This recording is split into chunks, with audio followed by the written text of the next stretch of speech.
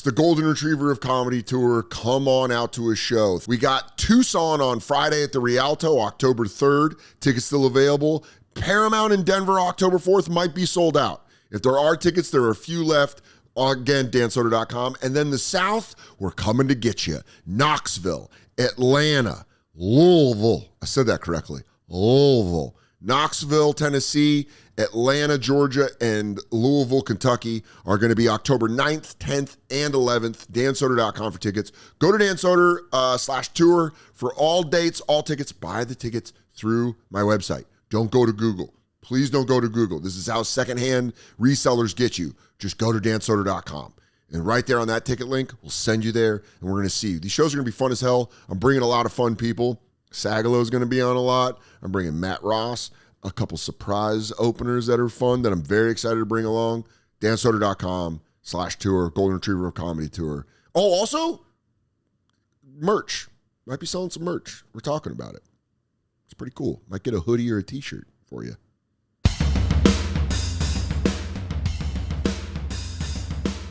That's cool.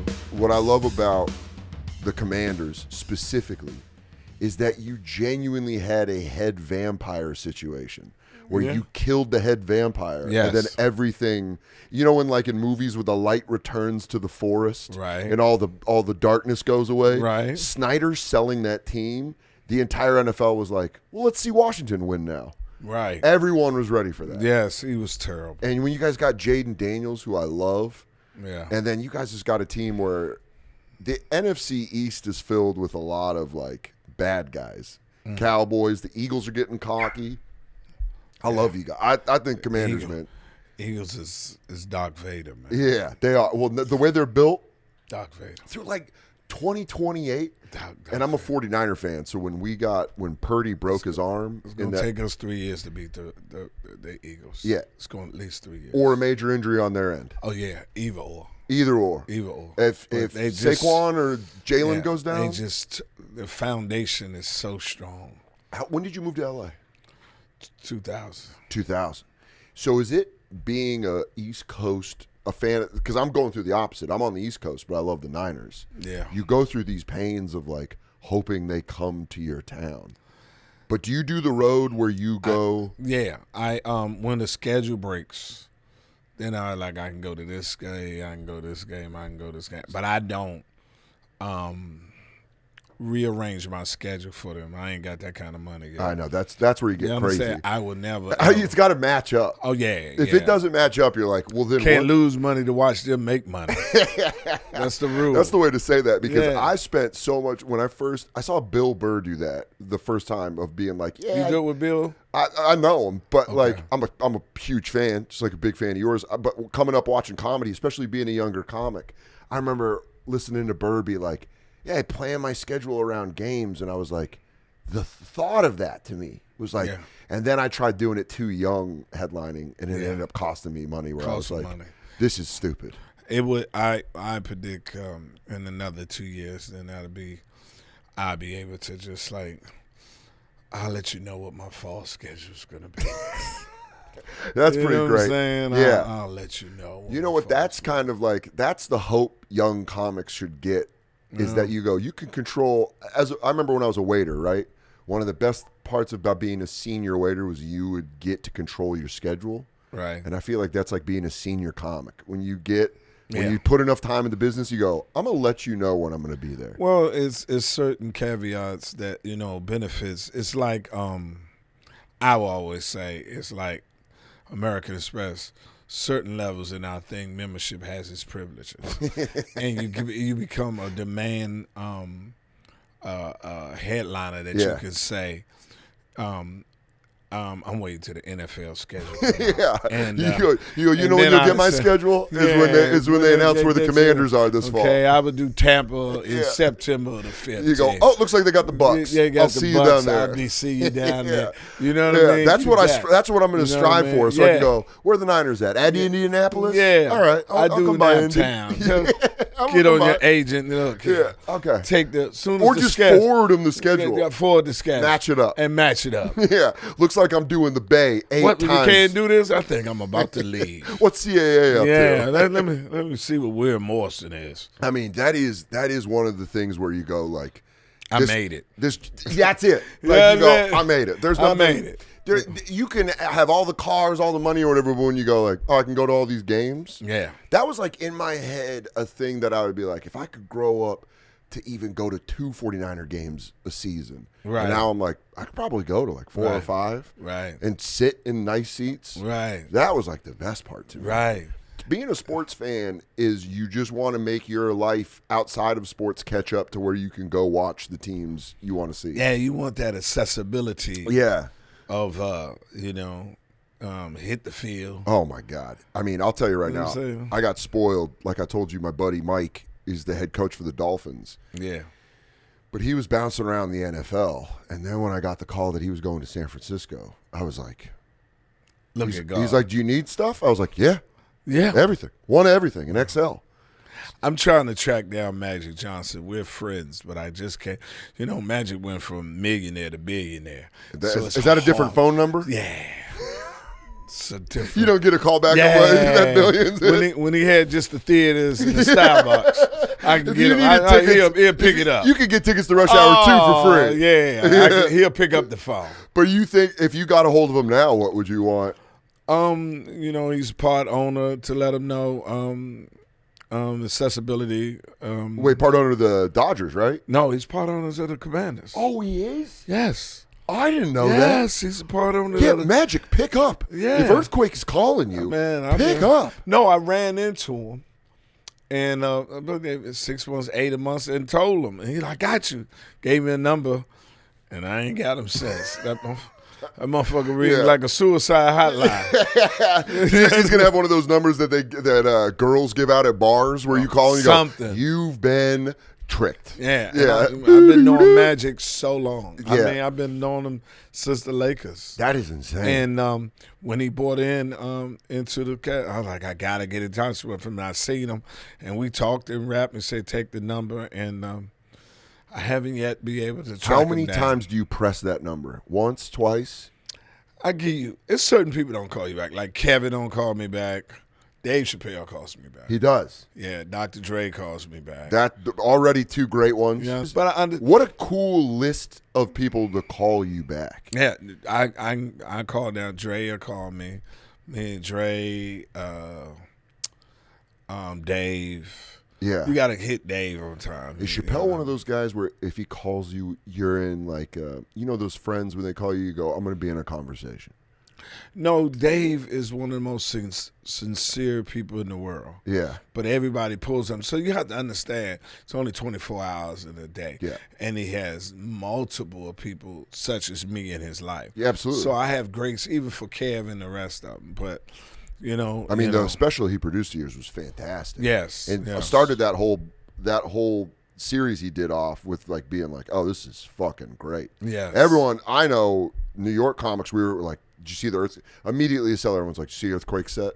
Just being like, fantastic. Well, thank Because you. I do feel like there is the idea of the special isn't what it was because it's just you're able to release it now. Right. It's kind of like what SoundCloud did to like rap, where you're like, well, now an album isn't as important because people are just putting shit out Right. all the time. So when you see a good special now, I think it means more. Well, I think, you're a comic, so you understand some of us stick with the job description Yeah. of it's comedy special. Yeah. And your words have meaning. Yeah. And You want to take a couple of years to work on it. Well, whatever way, you just want to make sure whatever your process is, that is ready. Yeah. And unfortunately, with the new one I got right now, the only thing bad about it is, how being a comic, I had a respiratory infection, so I had to pull through at the same time while I was getting it done. But you know how it is. And, my son was like, "Why we just reschedule?" I said, "Well, you got the production money to get this all together." This When got people stacked. find out how much specials cost, they go, holy shit. shit, and you ain't got no time. And it's something we all do. I try to explain on my radio show that there's a lot of times comedians We done got the deposit. That money is already accounted for. It's gone. Ain't no sense you talking about let's reschedule. Yeah, you can't get that back. I can't get that January 15th date back. Explaining to my friends that don't work in the entertainment business, like what it costs to actually like the difference between touring in a comedy club versus a theater and how there's money that you have to pay, that I'm renting the microphone, right? I'm renting the fucking stool, right? I'm renting the lights. You're like hiring you're the hiring director, the camera. The people that are taking the tickets. And they not coming back next week for the same money that you gave before. No. So if you reschedule, you are going to take such a hit. Oh, a hit. And that is the thing where you go, you don't think I would love to be at my best health? Yes. Dude, me and Mike shot our last thing that I put up on YouTube at a comedy club, and I was at a comedy club, and I got COVID, and I was like, I'm gonna have to fight through it. Got to fight through it. And I mean, I was over it by the time we filmed it, but I was still sick. I was coming through it. Still getting I wasn't like clocking positive, but I was still breathing weird, and you're like, we got to do these 3 shows. We got to do it. Because it's set up. He brought the camera out. He hired the people to film it. That's why I call it, it's my flu game, Michael Jordan. Yeah, hell yeah. It's my flu game. But don't you feel like you do a better job in that situation because you almost can't think about anything but that? Well, it's bad when your voice is gone. You know how your voice cracks? Like, and you can't get the reflection that you want. Oh, man. Or if you go high and then you like hurt your head. Hurt your head and you can't in it. Yeah. But it's just like, with no disrespect to a woman, just sit back and relax and take it like take it to the face. You understand? You just take put it on your tits. Put it on your tits and let's get out of here. Let's get on out of here. I ain't going to hump you back. Just put it in. You understand? I'm hurting. You do all the work. Go ahead. You do all the work. Yeah. So you want me to turn over and put my leg up? Give me a minute. I can't do that. I'm not bulldogging you tonight. Yeah. I got to lay here. I'm going to lay here. You got to get it. What's funny is after we filmed 1 in one night and then we filmed 2 the second night, and after the first one, I felt so good about it, that I feel my body was like good, and then the next night it was the exactly. It sounded like Steve-O hitting jokes, being like, my parents, and you're like, I'm fucked up. I can't be doing this. Right, but the drilling of it and the understanding, the opportunity. Very few people in our career. In our profession, has the clout to say, I see y'all in 2 weeks. I'm not feeling good. You know who did that prior at Live at Sunset Strip? Yeah. But that was like the last guy to do that. You know what I mean? He bombed on that when he said, I see y'all back. I'm going to come back. I come back. Hire them again. Hire them again. We're going to reshoot this shit. But he was already prior. Yeah, I mean, that's what I mean. He had the clout to go. He had the clout. We're going to fucking Well, I redo think we this. got a couple people. Dave could do it. Dave Kev absolutely can do it. Chris could do it. Seinfeld could do it. Louis could do it. Louis could do it. Burr could do it. Burr could do it. I'm trying to think who else has that kind of power. Yeah. Gaffigan, I feel like, could do that. That can look Shane Cat could do it. Shane's up there now. Shane could probably do it. But you're right, to shut down a whole production of something. And then sit back there and renegotiate. Well, what I mean by of course you can do it. These are the people I feel that can do it and don't have to take on the financial responsibility. They don't sweat about it. Not only sweat about it, the network that the distributor doing it will eat it just for the relationship of it. You understand what I'm saying? I'm not there in my career. Had I been Dave, I mean, they were like, don't worry about it. I feel like Dave could shut down a whole production and they would like enjoy it. He could go like, you know what I mean? I don't feel like doing this. I'm going to take a nap. And they'd go, we're going to watch you take a nap. We're going to watch Where you it's like, you're like, and that's, I'm bleeding out of my ear. And they're like, the show's on in 5 minutes. That's another achievement, like the sports thing. The sports thing. That's another degree of what where are you after? be. Money, fame? You go, I want to shut down productions. I want to be able to walk in that motherfucker and say, not today. And go, I don't like the wind.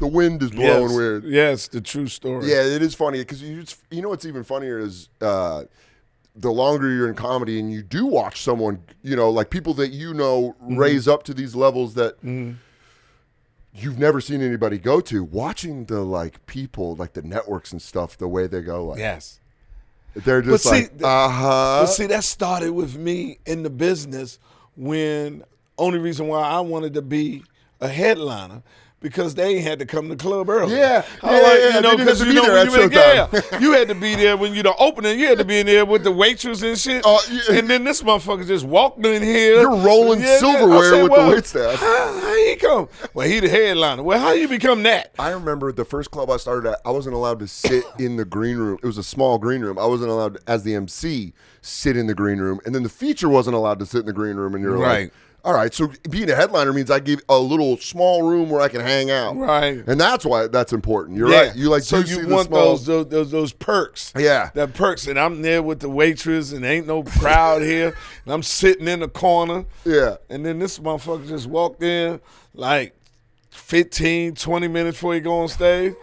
And I'm like, hey, man, why he? They already got him a drink. Yeah, they got him a drink. They're ready to go. He don't have no drink ticket. Everybody sitting there kissing his ass. They're not marking it down. Yeah, they ain't marking it down. When you get a beer and they go, all right, that's one. That's one. You get one more. more. They give you the ticket. Yeah, dude. They give you a little ticket. I came up in New York doing bar shows where it was like the second someone handed me money, I was like, this is incredible. Right. I'm used to getting to admit one movie ticket to go get a exactly. cheap beer. That's the one that admit one. And you got a tip on that. So now I'm losing money. Not only that, a beer with the mint one is a beer, but if you want a strong drink, you needed both your tickets. Yeah, that's hilarious. You know Holy shit, I haven't thought about that in a while. Where you go, rum and Coke. Rum and Coke. I need both of them tickets. You couldn't get one of them. That's just that's just Bob. Dude, that is, it's so funny because you're right. We're talking about all these big steps of like rearranging your schedule and stopping production, but you don't realize that the most important part is when you're young, getting that like, can I get 2 drink tickets? Yes. And then you're like, oh my God, I can go later in the show. Yes. I can do all that. I mean, I think you've affected definitely my generation, the generation before me, and the generation after me. Are there people that come up to you and go like, I'm a huge fan of you, that blows your mind? That you're like, I never thought you would be a fan? It's always humbling with anybody. You know what I mean? Yeah. Especially people that shoot. Like Dr. Dre, I'm a fan of yours. Or crazy. Different people that you're a fan of. Yeah. And different people that you knew them. Yeah. They didn't know you. Yeah. And now they know you. Yeah. You understand what I'm saying? Yeah. And it's very humbling. Did you ever have one like a Martha Stewart or someone where you were like, what the fuck? You're like, yeah, I had a couple. Like just out of right field? Yeah, out of fucking right field. Because, I mean. I had pastors. That's fun. You know what I mean? That's fun. Yeah, because there's something about outside of the actual description of the job. Right. But a pastor, you don't understand, they have crowd control better than any comedian. True.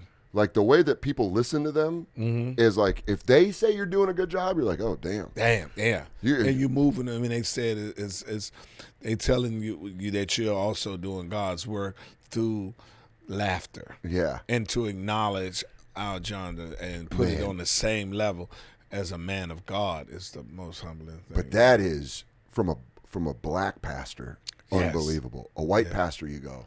If it's like a Joel Osteen, you go. Yeah, you bastard. just a white pastor with big white teeth going, and what you do for the Lord, and you go, I don't believe any of this shit right now. None of this shit right. If I had an old black pastor tell me good job, I'd be like, this is odd. Right. I knew I was feeling myself on stage, but I didn't know I was doing that good. Right. But a white pastor, you go, what the devilish intentions do you think I have? You're a Christian national. Yeah, they go, I think you're doing a fantastic job. When I was at Sirius XM, when I was doing the bonfire, I tell this story, but it's true. Joel Osteen came through the lobby when I was walking in to do the show, and I've never seen someone with more heavy artillery around them in that building. I'm talking about rappers, movie stars, politicians. I've never seen someone with – he just had like a circle of people that got into a bulletproof SUV. And you're like, really? Dude, the energy was wild. And, to the point where you're like, that man is worth $1 billion. No, but see, that it reminded me of one of my jokes before. I said I always had a problem with religious leaders, but I wrote it for the Pope. I said the Pope is in a bulletproof limo. Dude, I mean, I'm obsessed. That's your Comedy Central presents. Yeah, where he goes, he coming out there tossing out pieces. Yeah. Where's your face? Dude, that's if crazy. God's so good, why are you trying to delay your day to meet him? I was, as someone I used to come home. Comedy Central Presents was so important for my generation. Right. Because I was just like a teenage pothead, and I would come home and put on Comedy Central, and then I would see like Dave Attell's or yours. Yeah. I used to think that hit me in a way when I watched that the first time that I was like, that's the funniest shit in the world. Well, and so then whenever it would be hot at night, I'd be like, they got a different sun down there. When I was living in like Tucson and shit. Yeah, Tucson. But that is like, you see those pastors and you're like, why do you got bulletproof? Don't you have trust? No, where's God? Shouldn't you be shaking hands? You say you talk to God every day. He don't tell you where the assassin is. You don't think he's going to move the bullet a little bit? Not only that, he don't go there, my son. Yeah. There's nothing that he put in the universe. You know to say, no, I don't think I want to go there at that point. Jesus didn't have his apostles, and he goes, I need all of you heavily armed. Yes. And I need you to walk around. You know what I mean? Where's your faith? Yeah, that's what I felt when he walked through the lobby. I was always like, well, that doesn't seem Christ-like. No, that not seems at all. like if you say you talk to him, and if heaven's so beautiful, it's the best. Then put me there. Why you delaying your day? you get what I'm saying? I would tell my security squad, I go, you guys got the day off. If I had that, which I have my connection with my Lord and Savior, don't get me wrong. Yeah. But the direct what you say, because you're a man of God, and you say you talk to him all the time, and you're anointed with the Spirit. If I know that you got his phone number, and I you think got he's his going to call phone number, He's going to call you back. He call you back. You talk to him regularly. Yeah. You understand? He's not the owner of the Commanders. He is the commander. He is the commander. So he's going to have to get a hold of you. You talk to him every day, but you don't believe he going to tell you That's such a good point. that this devil is going to spot. You out of anybody should be walking in the line. We're not going to Tulsa. You're going, listen, ain't no problem. And I do want to go see him, but I don't want to go see him right now. And he told me it's a little hot right now. See, I'm starting to wonder. That is so funny, especially if you're a preacher. You could probably mess with the people around you by going, Lord told me it's probably not a good idea. You don't have faith, but you tell me hold on with it. Yeah. It's coming. Put your last in this basket and everything else, and you will be blessed. Because I talked to the Lord. Yeah, you go, I'm telling you. But he didn't tell you where that sniper was at. He didn't let you know that it was up there in the fucking. He didn't tell you it right there. He didn't even give you a heads up. He ain't tell you. That would make me think God hated me if he didn't give me a heads up. Well, that would let me know. I don't know if you talk to the same Lord. God goes, yeah, go ahead. Yeah, go ahead. Why'd you go ahead? Go ahead. Or God said, come on up here. I need to see you in the office today. That was the thing I think that soured me on Osteen was there was that flood in Houston. And people didn't have anywhere to go, and he wouldn't open his church up. Oh, I heard he said, look here, don't come this Sunday. He said, I ain't want to come last Sunday, don't make this Sunday. That reminds me of like when your grandma wants you to come visit, but she doesn't want you to go in the living room. Yeah. Where you go, I thought you were just so excited to see me. Why can't I go in this room? Just this little section right here. I want to visit you under these terms. Dude, when my grandma passed away, taking the plastic off some of that furniture was wild. Yeah. Just as a science experiment. I'd be like, this couch hasn't breathed air since 1975. And then you took it off and you watched it like expand. You watched it go like. I was just taking stuff off, being like, "Damn, this couch has never felt." Just rubbing it because we were like going to donate it, and you're like, "Oh, look at this shit." Yeah, it was total. Going in the room, checking she's dead to make sure to be like, "I'm in the room." Right. Yeah, it was wild, man. My grandma was she died at 97, and she had like held on to everything. So we were going through like decades of stuff, finding out that like she held on to like birthday cards that me and my cousins gave her when we were like 6. Damn. And then you have to decide what you're going to keep.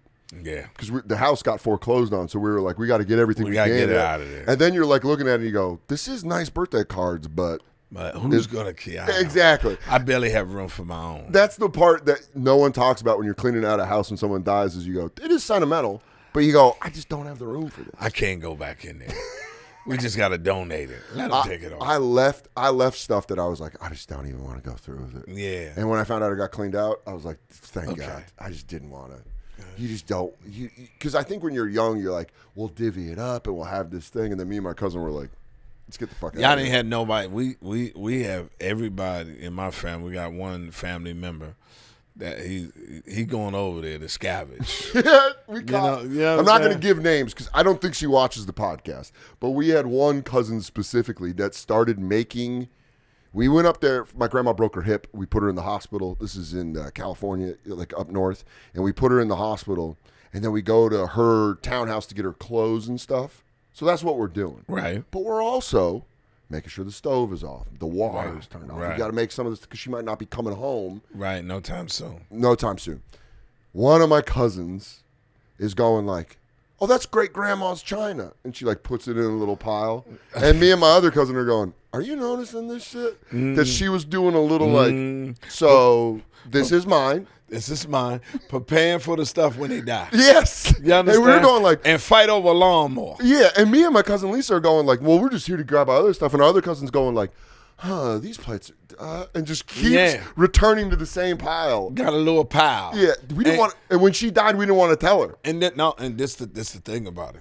Grandma would have wanted me to have this. Yes. She told me I could have this. Well, it was when she was living. She said, "These are mine." Earthquake. You're saying exactly what she went. Grandma wanted me to have yeah, this. the why wasn't in the will? Because in the will it says it's all mine. Grandma don't like the right. She didn't want to get down. You almost are hitting. I'm not joking when I say this. You're almost beat for beat hitting the excuse. Of course. Where you go, that's not true. And they go to every relative. Yeah. And then the best part is? And they always get them when they're in hospice care. That's it. It was exactly in the hospice. Yeah. Where they go, we're just going to come by and get the plates. Get the plates. So then what happened was we kind of got hip to it and we're like, all right. And then we went all down to see my grandma at the hospital. And then as shit progressed, I called my other cousin that I was talking to and I went, we're not letting her know when she dies. No. And we're going to go up there. You got to go get it before the the death certificate's are signed. Because she's going to be over there taking it on. Waiting. And we got one family member got everybody's stuff when they die. And we got in there. We got our stuff. We got the U-Haul filled. Right. Then I hit her with the text. Nana passed away. Yeah. And she was like, I gotta come up. I gotta come up. And I go, you know what? Crying on the way. I was like, dude, I have so many missed calls from her. Because she was like, where are you guys? When are you guys going up there? And we're like, can I get the key? I'll go in there myself. That's exactly it. You understand? Let me just, I know y'all don't want to go in there. You guys are going through a tough time. Y'all going through a tough time. Just give me the key and I'll go in there. And I'm telling you right now, we got in there, got the stuff, got out, like a heist. Yeah. And then we called her, we're like, it's done. I felt like Ocean's 11. I was like, it's done. The key part about it is that, and you get it, and then let them come over your house and they see it. Then they try to steal it. You understand? Dude, if she tries to take that gravy boat from my cousin Lisa that we had, is going to be the funniest thing of her going like, so this looks familiar. Yeah. Oh, dude, it was, man, going through a house like that, there is this like weird thing of you're sad, but then you're also like, do I have room for that? You know what I mean? Yeah, exactly. That moment where practicality breaks into emotional response where you go, I can fit that in my living room. I'm thinking, I know I'm in a one bedroom, but that pool table, I can fit it somewhere in tape measure out and you go, it is wide in a tight shots. Get rid of the dining room table. You go, was it 3 pieces of slate? Might be heavy going up my walk up, but I got this. Got it. Yeah, that is the one thing that no one ever told me about with family dying is like it almost becomes a flea market. Yes. Instantly. Yes. Instantly. Yeah, that's the thing. With your kids, how many kids do you have? I have 3. You have 3? Yeah. Do you think which one of your kids is going to angle for your stuff? Because you know them the best. All of them. You think? See, I got a wife now. Okay, there you go. So that trumps the kids. The wife, yeah. I just got married about a month ago. Oh, really? Congratulations. Yeah, well, thank you. So I have a wife. And she goes, that's my stuff. They're not even going to get inside. You know what I mean? They just. Do they? They're all grown up, right? Yes. When you get married, when your kids are all grown up, is there like, what is the, because I was raised by a single mom, so I remember the introduction process when I was little versus when I'm grown. Right. When I'm grown up, there's this little of like, it's more like, this is so-and-so, this is so. When you're a kid, you do like I want you to meet somebody. Right, because you're looking for the approval of a kid. The older they get, like, listen, you fucking up on your dating. Allow me to fuck up on mine. Yeah. And hopefully we both get it together. And you just said, man, once you get to a certain age as a kid, to me, in my humble opinion as a parent, how you feel about who I date has no concern on me. Because you're out of the house. You out of the house. We already did this. You understand? Yeah, our time in our band is over. Yeah, You're not on the album anymore. And I'm not recruiting you a new mother. You got your mama. Yeah. You understand what I'm saying? Yeah. And so have a good time. And did they get along in a way that? Yeah, they get along, but I don't expose to them too much anyway. You know what I mean? Smart. You know, I don't expose them at that point because your kids will fuck your relationship up. They will. Just like talk shit? No, just they territorial. Yeah. You know what I mean? They're possessive of you. Exactly. And if someone's coming to take that away. Yeah, and they feel there's not enough of you to spread. Sure. And if you get a strong woman, which is your woman, yeah, they be like, listen here, motherfucker. This is mine now.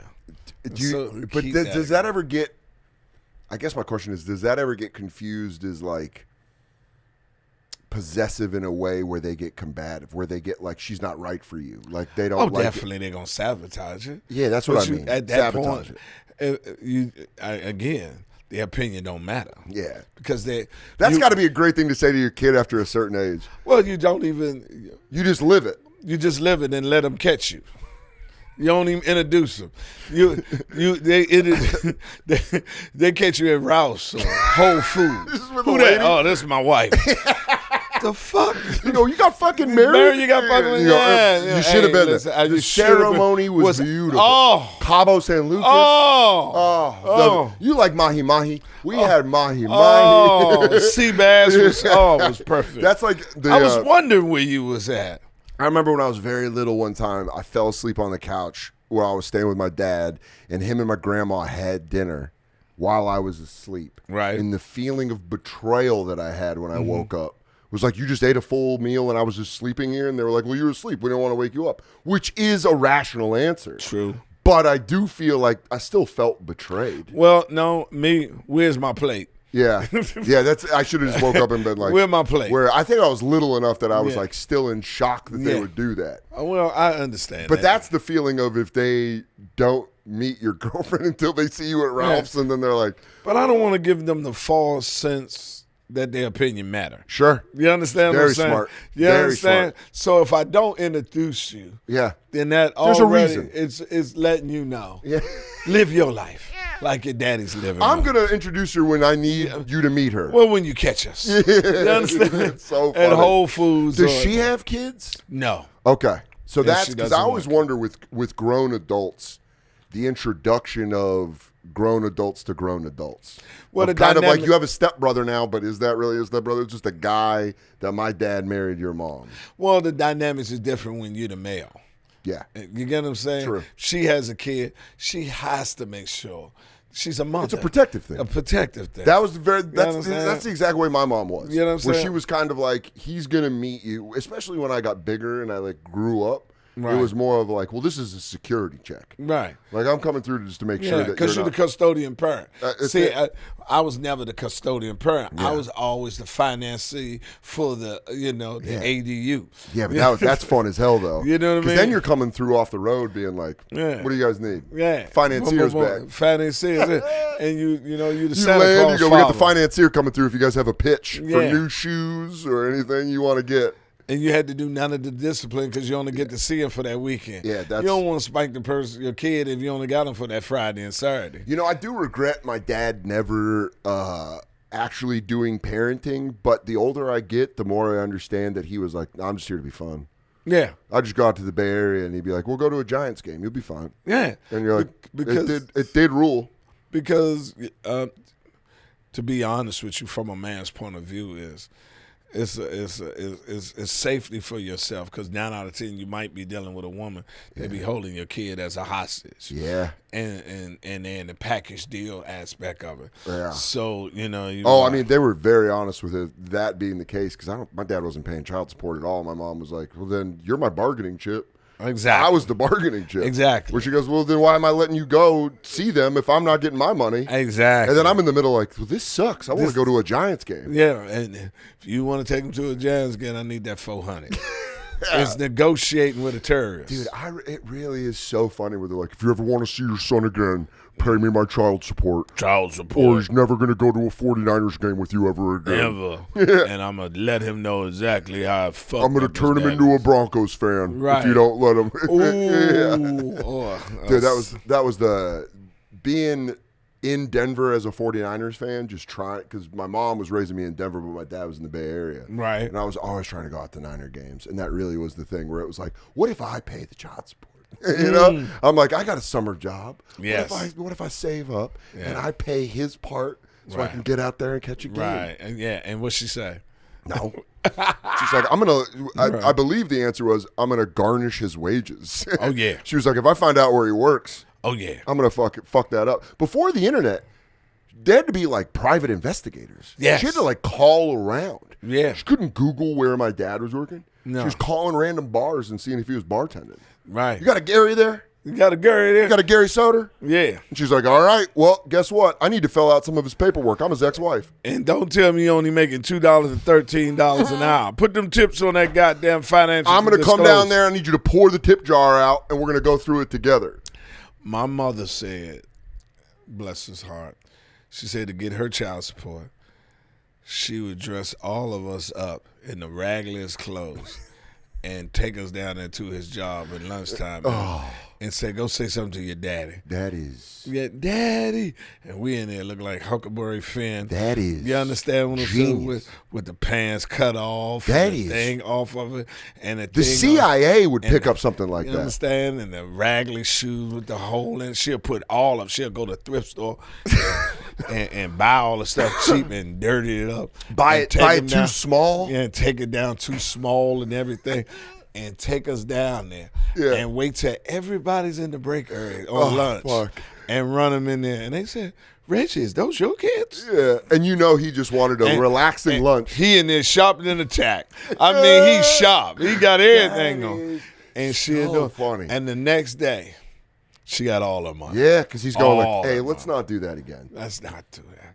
Let's not do that again. I remember one time visiting my dad, and it was like bringing up child support was a cock block of going like, well, mom says you don't pay child, and he's like trying to fuck another lady. He's like, what are you doing? Yeah. This isn't how we're doing it. What are you doing? You're here right now. Why don't we keep this between us when we talk? And you're going to believe your mother? Yeah, dude. That was real big in my house. I gave her money 2 years ago. That was real big in my house. Are you going to listen to her? You going to listen to her? Or my mom would go, you know your dad's a liar. Now that I'm a grown man and a father, I always say I at least should have heard his side of the story. Yeah. You know what I mean? Yeah. Because you took your mother's side like it was the gospel. Yeah. You know what? That was the thing. My dad died before I could get his side of the story. Yes. Because I was 14, so we weren't at that age where I was talking to him differently. I was still a kid in his eyes when he died. But see, you come to the realization as you mature and you become a man that two things could be true. Absolutely. Your mother's a good mother, but she could also be a fucked up girlfriend. I can also, you also, that's so fucking perfect. Because you grow up in listen, my mom's the best. I love her to death. Yeah. And I believe her.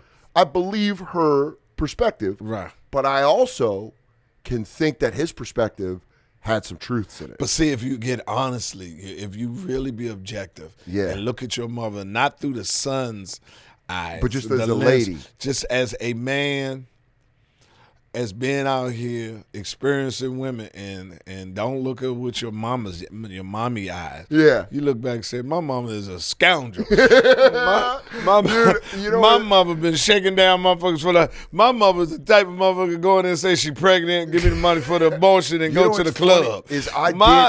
I'm just not saying mine's person, but if you sit back, you just start looking at the characteristics that go with it. Behavior. You like, she was a loving mama.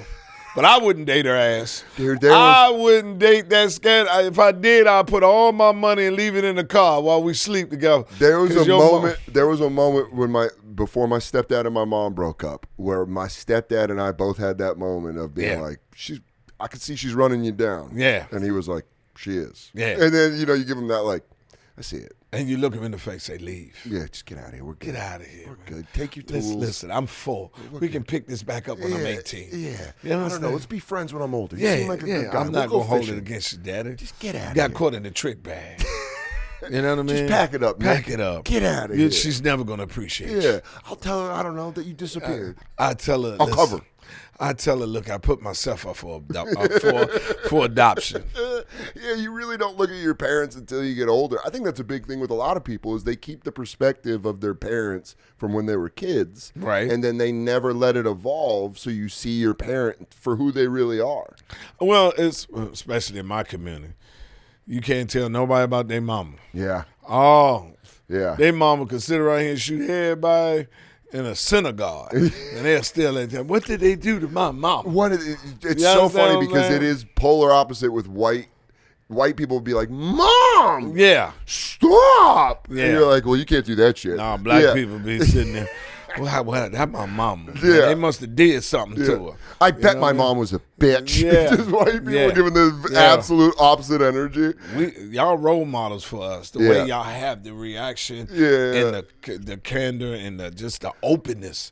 Or calling your mom by the first name. Yes. Hey, Trish. And she'd be like, Trish. excuse me. What's funny is she did check me on that. One time I called her and she was like, what is this? She goes, if you're referring to me to someone else, you can call me that. Right. But I'm Mom. Always. And let's not get this mistake. And she said it very sternly once. And I was like, hey, that's a good rule. We ain't got it. And I'm never breaking that rule. No, I'm like, hey, Mom, I'm never going to be like, hey, Trish. You know what I mean? It's funny to say her name in jokes and stuff. Right. But to her, I'm always calling her Mom. I'm Right. never like, hey, late. I had a friend that called his parents by both their first names, and I thought that was the weirdest shit in the world. Yeah, and I don't know even how you get into that. What moment do you break into that? When does she say, look, fuck it, don't call me Moms. I'm Linda. I'm Linda. And we're going to the club tonight. Yeah. That's Ron. I'm Linda. We're going to go get fucked up. You just hang out here. Yeah. Yeah. Where do you get that? I think that's either, you know what's interesting? That's either a very rich white thing or a very poor white thing. Like trailer trash will do it. Right. Because the parents do I'm not your parent, I'm your buddy. I'm your buddy. We'll smoke cigarettes, we'll drink beers. And they go, I love Cindy. Cindy, that's my mom. I love, or very rich kids where they're like, Diane is Richard home. That's what it is. Middle class kids, white kids will always call their mom. But you get the like very rich or very poor, and then they're going like, oh, where's Steven? Yes. I'm here to talk to Steven. And you're like, Dad? Dad? Yeah. He's out on the golf course. He'll be back. Don't worry. Don't worry. Tell him to come to my chambers I'll be in the East Wing. Upon his return. Tell him my polo match got rescheduled. Yes. And I don't want to do it. And also my trust fund money is a little short. Yeah. Now, you've gotten decades on the road. Yes. Are you sick of it at all? No. What is getting tiresome now? The Yeah. mode of transportation. Okay. That's another thing. Yeah. I want a jet so I can just, not for The simplicity. not for the status of it. Yeah. For the convenience of That's the travel. exactly it. Just You know to what I show mean? up somewhere. Man, when you go on the road with someone that has a private jet, I was opening for Shane Gillis. I did a couple gigs with him, and we were flying private arena to arena, and you go, the travel's nothing. Yes. Show up when you want to leave. You land. You go right to the hotel. There's no deplaning. There's no baggage claim. There's no fuckery. No. And there's certain places you don't want to stay there that night, but you can't. You gotta stay because the first flight is in the morning. Yeah, You're like, man, I'm gonna tell you right now, Tulsa, Oklahoma. I'm sorry, but that 6 a.m. will always be the flight I take. I out. mean, first thing smoke. I do that for every show. Yeah, every show. People don't. People think it's crazy. I'm always blown away when people in comedy are blown away by people that take the first flight out. First flight. There's never delays. Never. That plane is going to leave. Yes. Because it has to. It has to. Because there's a flight in the city that you're going home, and they need that plane to go somewhere. So it's gone. And it's the less delayed. Yes. And it has to go. And I have learned it keeps you out of trouble being on the first thing smoke. Because you don't stay out Saturday. Yeah. Saturday you can't stay, and you got to tell the hooker, I would. I would. I snuggle on Fridays. I snuggle on Fridays. Go. And you're a working girl. You're gonna find. They're gonna schedule. There's a new one coming in. Yeah, I've noticed that with taking the first flight out, the Saturday night. The last thing is the show. Right. You're eating earlier. Right. You're eating better. Right. And you go to your hotel. You're already packed up, and you're like, "Let me just get out of here." And you want to get the hell out of there quick. Yeah.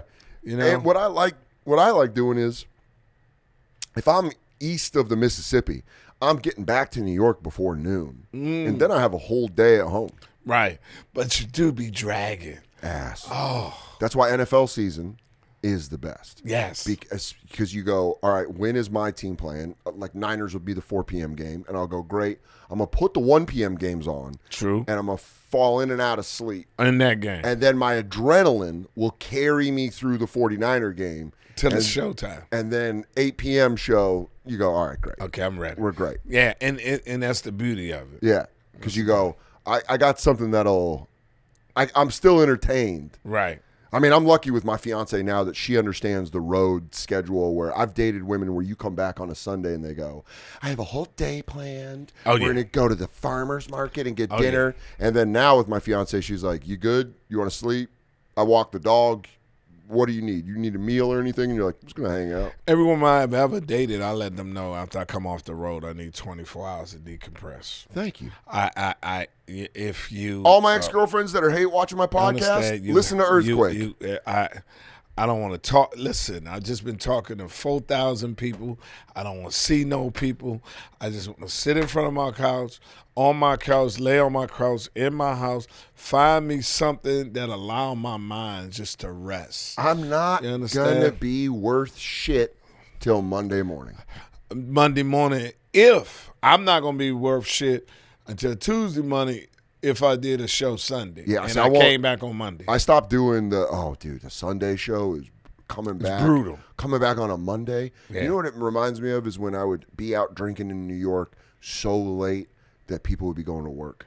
Yes. That was like, I remember one time I drank with the waitstaff from Caroline's on a Sunday show till like 5 a.m. Yes. And then I walked this girl home, and then I took the train back, and I'm on the 4 train, and people are just in suits going to work, and I'm standing there like.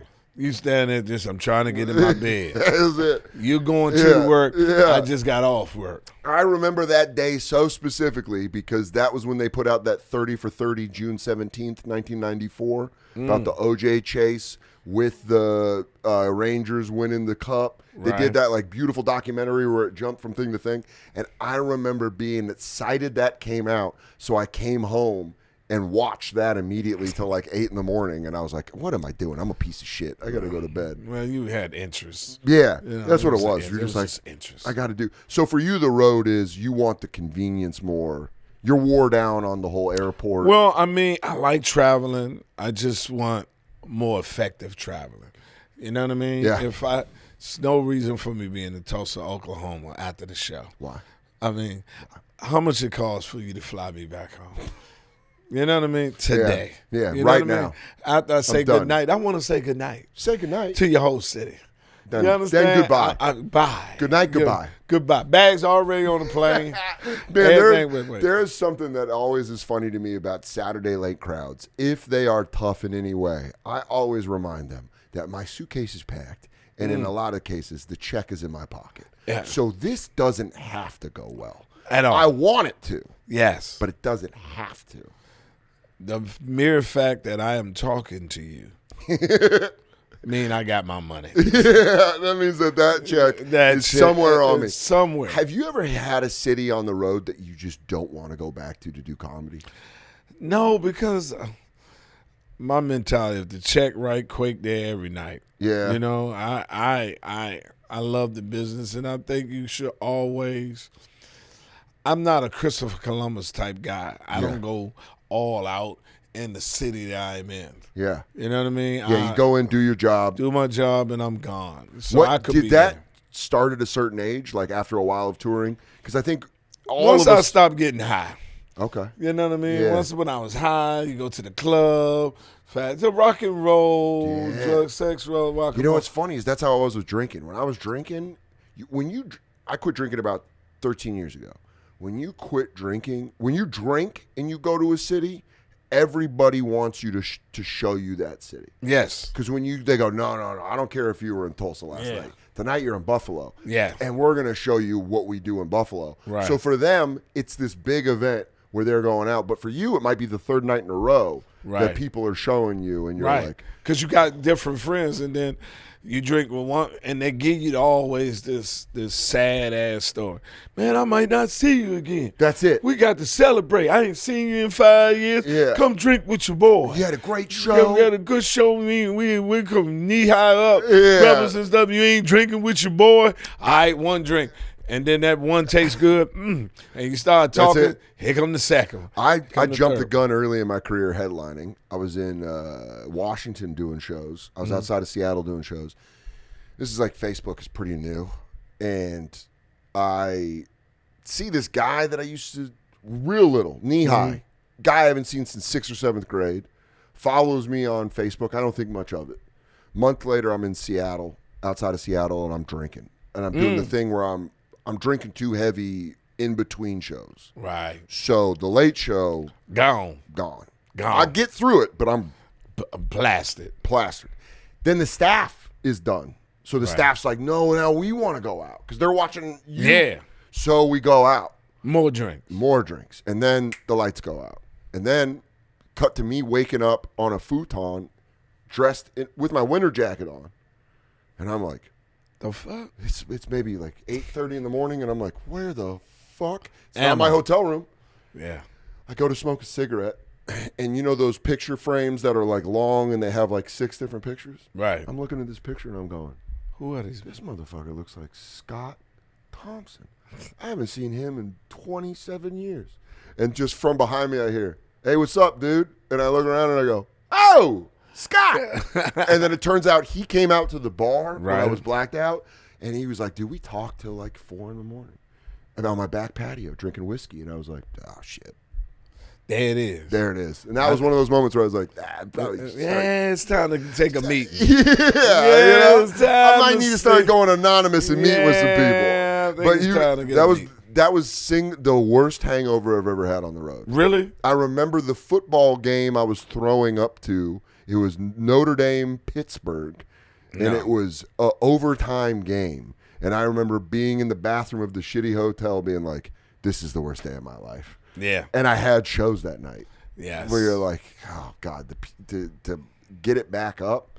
Because as you get older, you're like, I don't want that ever again. No. If I'm on the road, I want consistency.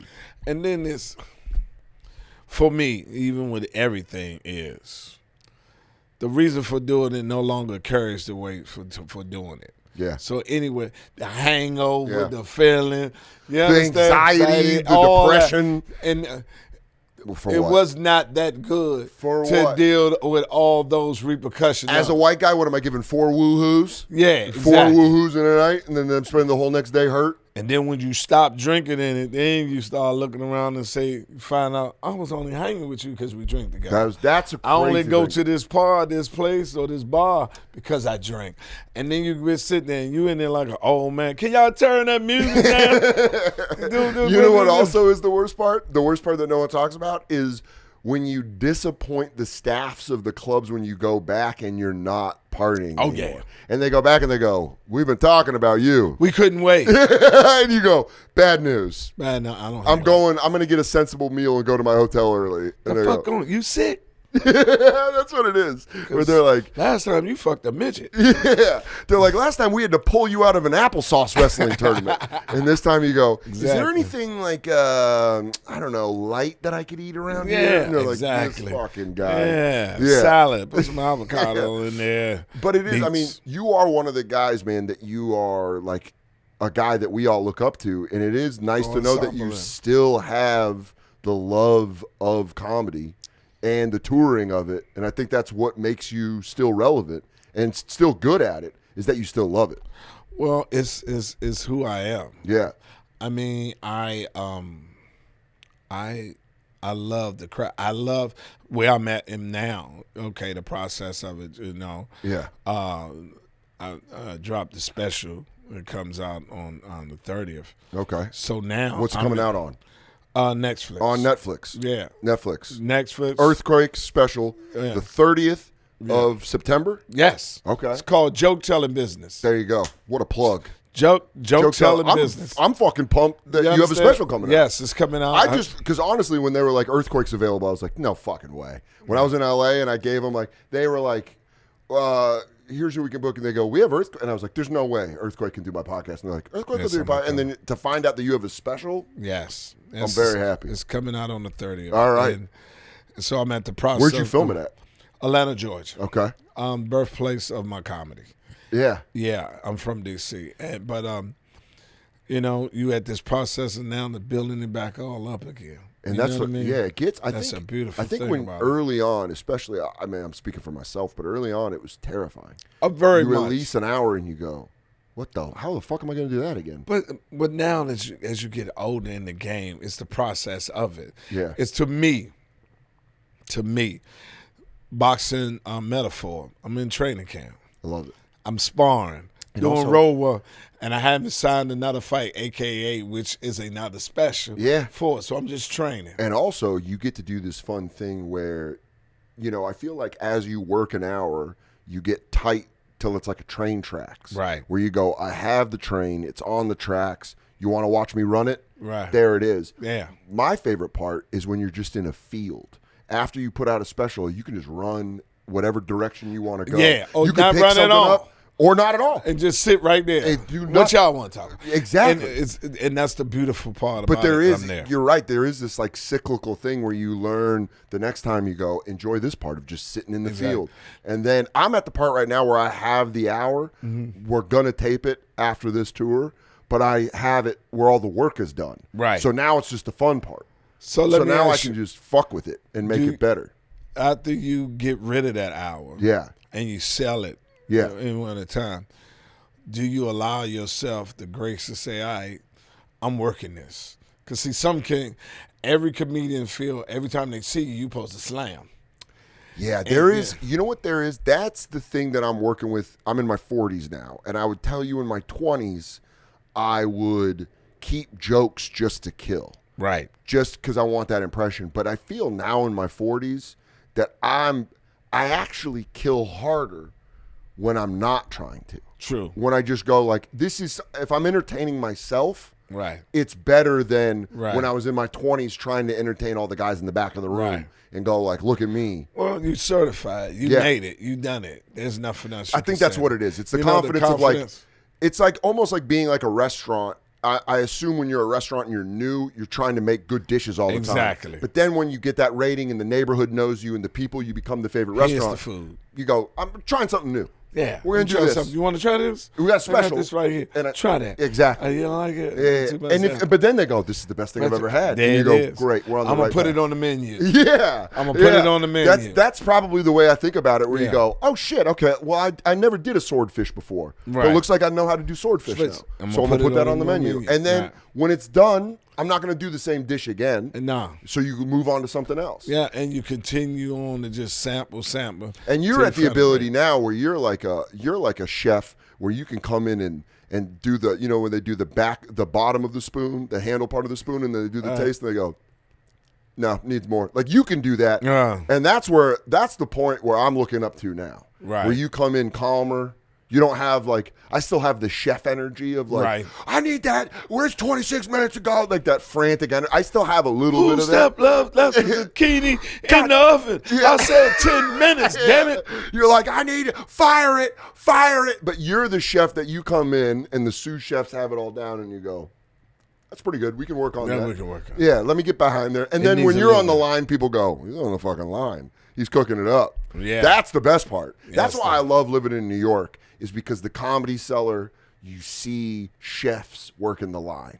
You see guys going down, going like, you see Attell, you see Rock, you see Louis, right? You see him coming in or even Kevin Hart when he comes in, you see him going like, let me get on the line. Let me try to cook this. Right. They're not doing the like, welcome to my big fancy establishment. Right. They're like, no, I'm down there, I'm cooking. Right. And that's what I love to watch. Yeah, I mean, because everybody had a process. Yeah. And I will always do comedy clubs because that's where the creation is made. It's the kitchen. It's just perfectly built. It's the kitchen. It's just the way they design it. Everything's built. You can go and you can build it, and then you take it to you know when you go to the theater, that's like you opening your own restaurant. True. Where you go, look at all the bells and whistles. This is fucking neat. But you're right. You want the comedy club to go like, come in, sit down. What about this? What about this? What about this? And it is fun.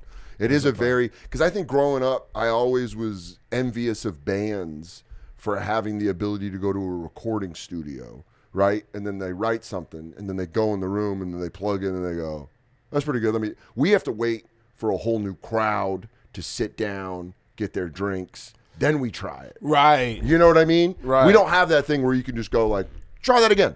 Do that again and do it like this. Right. You have to wait for a whole other show. True. Do it again, do it like this. Right. But the comedy clubs is the closest we get. It's the closest you get, and for me, the intimacy of it gives me the best place to create. Yeah. You know what I mean? Yeah. You can't create in no theater. No. Or no arena. I mean, arena shit is wild. Yeah. And I've opened only a couple times in arenas, and you see that shit, and that whole feeling is like just a Morpheus blob laughing at you, and you're like, this is crazy. Yeah. I'm like looking up at jerseys that are retired while I'm telling jokes, and you're like, this is fucking strange. Right. A comedy club, you're like looking at them. Right. And even in a smaller theater, you're like, yeah.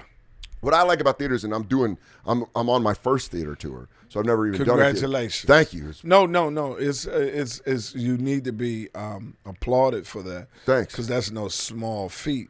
People don't understand. It's you in the theater. See how we talk. It's getting bigger and bigger and bigger. And bigger. And you're going like, come on by. But come on. But you know what's interesting about it is the different growing pains. It's a little hard. You got to work harder to sell tickets. Yes, you do. You got to work. But then what's great is the act is locked. So you just go, oh, well, the energy isn't like a comedy club where you're putting all the energy into the act and what the jokes are. Now you go, well, I got those. Right. Now I got to like, hey, come on in. Come on. We got a restaurant. They're looking, the promoter said. Dude, yeah. I've never been so scared of so many promoter emails being like, well, here's the numbers. And you're like, you can always tell when the show is doing well when you don't hear from the promoter. Dude, there's a couple cities that I haven't even heard peeps from. And I'm like, there great. you go. You good. Great. You're like, you understand? I'm so glad Denver. I haven't heard anything from Denver. I'll see you there on October 4th. You know, and you're like, how long is what is your favorite market though?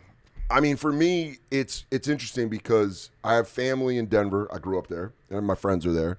It's a great comedy town. Did you start there? No, I started in Tucson. Okay. I started in Tucson, and that's fun to start. I'm going back there. I'm doing the Rialto Theater October 3rd. But then my favorite markets are the ones where I don't know anybody. Because I feel like I go in like Madison, Wisconsin, or like I love like Chicago. I love just going in and being like, hey, it's just us. Right. I'm here for you guys. You're here for. I don't have to worry about after the show, so and so is going to come back and say hello and do this. But I would say like probably Portland, Oregon, and Chicago, Illinois are my two favorites. Sacramento. Sac is getting better. I used to go upside early. Haven't been to Sacramento in a while. You know what Sacramento's got? What? The Bay Area got priced out, so it's got all the regular people from the Bay that couldn't afford to live. Because East Bay, you can't even afford that anymore. No. So now they go up to 5, and they're right in Sacramento. Right. And what I like about it is they're close enough to a big city to have big city sensibilities, but they're farther enough away to have like a little like. You can get nasty. You can get a little nasty. And the prices are not what it is. Exactly. And they come out. And they come out, and it's not struggling off. So I'm looking. But I do love. Go back to Sac. Give Sacramento another chance. Come on, they can't. Well, you know, as soon as they send off. The special is out September 30th. Yes, it is. On Netflix. The Joke Business. No, Joke Telling Business. The Joke Telling Business. Yes. I mean, it's Earthquake. Watch it. It's going to be fucking great. Yes. I can't thank you enough for coming on, man. Well, thank you for having me, man. I've been a fan. Like I said, I was obsessed with the Comedy Central Presents. Everything you watched, it was just, you were always a guy that if you came on the TV or I saw a set, I'd be like, I'm going to watch this and learn. But you're the man, and I appreciate you coming by. Thank you, man.